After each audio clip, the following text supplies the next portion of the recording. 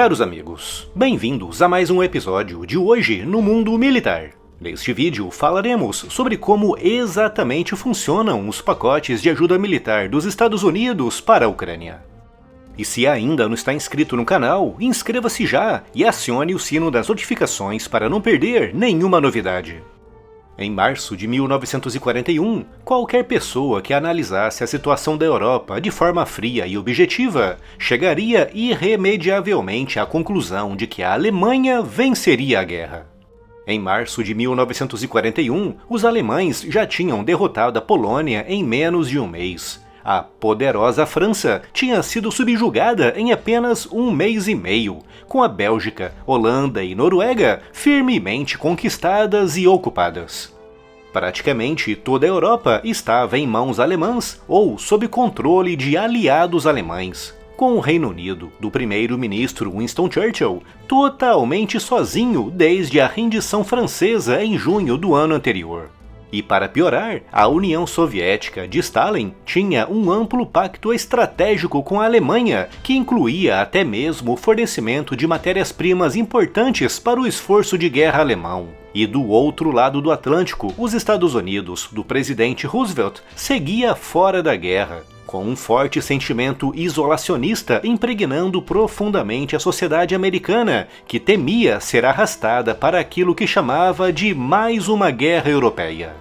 Com a Europa derrotada e ocupada, e com o Reino Unido sozinho e cercado pelos temidos U-boats alemães, qualquer analista, naquele momento, era capaz de prever a vitória alemã na guerra. No entanto, mesmo sem poder entrar ativamente no conflito para ajudar o seu aliado britânico, em 11 de março de 1941, em um momento terrivelmente sombrio e grave para a Europa, Roosevelt assinou o Lend-Lease Act, uma lei que permitiu aos Estados Unidos fornecer suprimentos aos seus aliados, sem, com isso, quebrar o seu estatuto de neutralidade no conflito.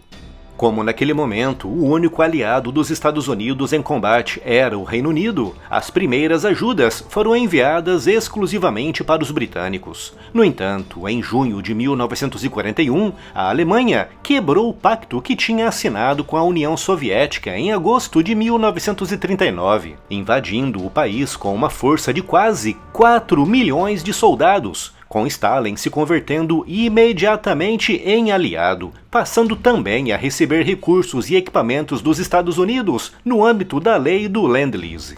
Através dessa lei, os Estados Unidos enviaram aos seus aliados o equivalente a quase $1 trilhão em valores atuais, em suprimentos e equipamentos, o correspondente a mais de 500 mil de jipes, 12 mil blindados, quase 15 mil aeronaves distribuídas entre aviões de caça, transporte e bombardeiros, e perto de 3 milhões de toneladas de comida enlatada.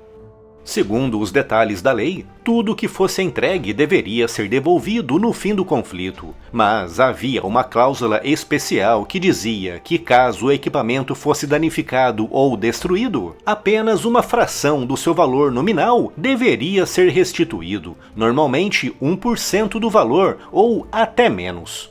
Outros bens, como comida, combustível, ajuda financeira e matérias-primas, eram fornecidas sob a forma de empréstimo, com os países beneficiados podendo pagar as suas dívidas em até 60 anos. E de fato, o último pagamento do Lend-Lease feito pelo Reino Unido aos Estados Unidos decorreu em 2005, 60 anos após o fim da guerra. O Brasil também não ficou de fora dessa lei, com o nosso país tendo sido o quinto mais beneficiado no mundo, atrás da China e à frente de países que estiveram no meio do furacão da guerra, como Holanda, Bélgica, Grécia e Holanda.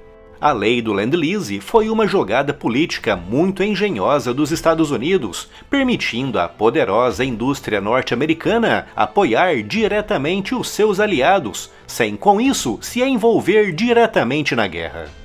81 anos depois, em 9 de maio de 2022, o presidente Joe Biden assinou outra lei do Lend-Lease, desta vez orientada para o apoio à Ucrânia, brutalmente invadida pela Rússia de Vladimir Putin. Trata-se de uma lei muito parecida com aquela assinada em 1941, dando ao presidente Biden poderes alargados para firmar acordos com o governo ucraniano, envolvendo o empréstimo ou aluguel de itens de defesa, como mísseis antitanque, lançadores múltiplos de foguetes, como HIMARS, e as importantes e autenticamente vitais defesas antiaéreas, como o Patriot.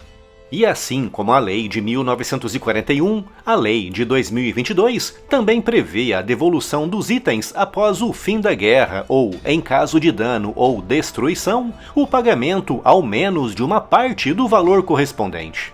Mas, apesar da abrangência da lei, o presidente Biden ainda precisa obter do Senado e do Congresso as verbas necessárias para a aquisição ou produção dos itens enviados para a Ucrânia.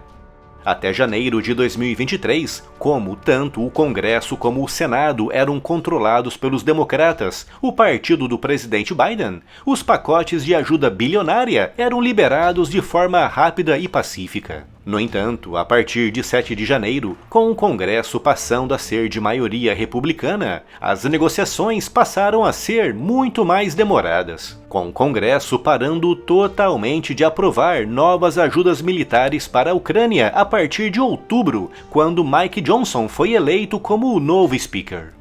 Desde então, os Estados Unidos não enviaram mais nenhum grande pacote de ajuda militar para a Ucrânia, mesmo com o presidente Biden contando com poderes alargados para enviar tudo aquilo que a Ucrânia precisa para se defender, com o último pacote de 61 bilhões de dólares previsto para ser votado no Congresso nesta sexta-feira, 19 de abril. Se for aprovado, a Ucrânia terá, finalmente, aquilo que precisa para, ao menos, estabilizar a frente de combate e barrar os múltiplos avanços russos em diversos pontos da linha de frente. Mas, como esse dinheiro é efetivamente gasto, os Estados Unidos simplesmente assinam um cheque em branco de bilhões de dólares e o entregam ao presidente Zelensky? As ajudas militares enviadas pelos Estados Unidos para a Ucrânia são sob a forma de armas e equipamentos que já se encontram nos estoques das Forças Armadas norte-americanas. Sempre que os Estados Unidos enviam, por exemplo, um obuseiro para a Ucrânia, esse obuseiro foi retirado de um dos inúmeros depósitos de itens excedentes. Material bélico que foi produzido no passado, mas que agora não é mais necessário. No entanto, como esse item precisa ser reposto no estoque, aquilo que o presidente Biden faz com o dinheiro dos pacotes bilionários liberados para a Ucrânia é ordenar a produção de um obuseiro novo para ocupar o espaço daquele que foi enviado para os ucranianos. Isso significa que quando os Estados Unidos falam em ajudas militares de 40 ou 50 ou 60 bilhões de dólares, aquilo que eles estão dizendo na prática é que enviarão todos esses bilhões de dólares em armas que estão estocadas em armazéns de material excedente, com todos esses bilhões sendo entregues à indústria bélica norte-americana para a reposição dos itens enviados. Ou seja, o dinheiro em si não chega nem perto da Ucrânia. O dinheiro fica nos Estados Unidos, alimentando a gigantesca base industrial de defesa norte-americana, com a Ucrânia recebendo aquilo que efetivamente precisa para se defender da agressão russa: armas e munições.